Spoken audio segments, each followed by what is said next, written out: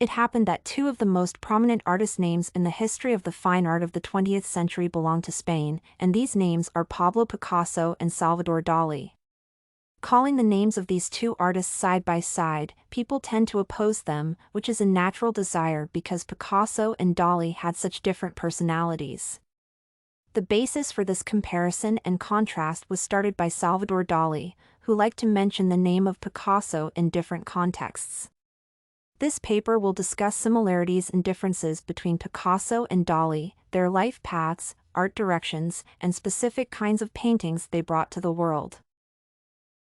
Comparing and contrasting Picasso and Dalí, it is possible to start with the life aspect. Both were born in Spain at the turn of the 19th and 20th centuries and absorbed the spirit of change, which they embodied in creative freedom. However, Picasso was born in Malaga, that is, in the south of the country, and Dalí in the small Catalan town of Figueres, near the northernmost border of the Spanish state. Both Pablo Picasso and Salvador Dalí studied at the San Fernando Royal Academy of Fine Arts in Madrid, and both did not graduate. Picasso left on his own because he was bored with academic teaching, and Dalí was expelled from the academy in disgrace. Pablo Picasso and Salvador Dalí are firmly linked by Barcelona. The first solo exhibition of Pablo Picasso took place in Barcelona in February 1900.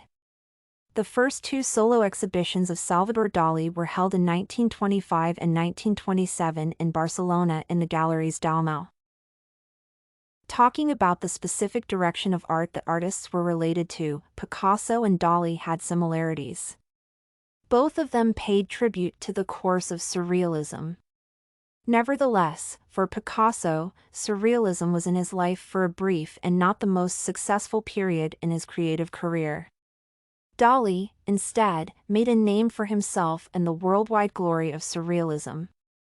Artists were at the origin of modernist trends in art, and traveling across Europe, they gained more and more supporters and followers. On the contrast part of artists' paintings, one can say that Picasso and Dalí went to separate ways for some periods. Experimenting with color, form, and perspective, Picasso became the progenitor of Cubism. Picasso declared the meaninglessness of the transferring of the visible world in the picture. Hence, his attempts to look at the subject from different perspectives, depicting all its facets in the picture simultaneously, resulted in Cubism.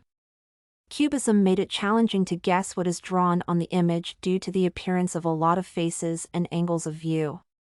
Salvador Dalí went even further from the traditional reality, bringing to the front line of his inner world. Because of this, his paintings were full of dream images and reflections. Dalí encoded biblical and mythological motifs in his paintings, mainly rethinking the traditional point of view on eternal subjects, which can also be seen in Picasso's art pieces. Considering specific features that both artists used in their paintings, there can be named several essential points. Looking at the figures of a man in paintings of Salvador Dalí, one can say that humans are something impersonal, flowing, formless for the artist. In contrast, in art pieces of Picasso, humans are decomposed but brought back together with stable, strict outlines. Furthermore, Dalí's paintings are more like photographs of his inner world. Dalí is a photographer and seller of his dreams, whereas Picasso's paintings are more like paintings than have two bottoms or hidden ideas. It can be summarized that Dalí loved fluidity, and Picasso was looking for stability. To conclude, one can say that, despite many similarities, Dalí and Picasso became independent artists. They are still well known across the world for their unique manner of expressing ideas and views. At a time when Picasso was already a recognized master, Dalí was taking the first steps on the path to fame and fortune. The question of who is a more brilliant artist is very controversial and is no less subjective than art preferences. Answers to questions. I use the point-by-point method to organize body paragraphs and structure the paper. Even though I believe that the block method is a more straightforward method for building the essay, I decided to organize my writing differently. The point-by-point approach allowed me to create a clear comparison and contrasting narrative that would be noticed by the reader, as similarities and differences for both artists do not to be remembered for a long time. The narrative essay had a different structure in comparison to the above written paper. The narrative essay had body paragraphs that included setting, the onset of events, climax, and ending, whereas a comparison, contrast essay emphasized opposition and comparison points. The narrative essay consisted of subjective, personal thoughts, while a comparison, contrast essay was objective.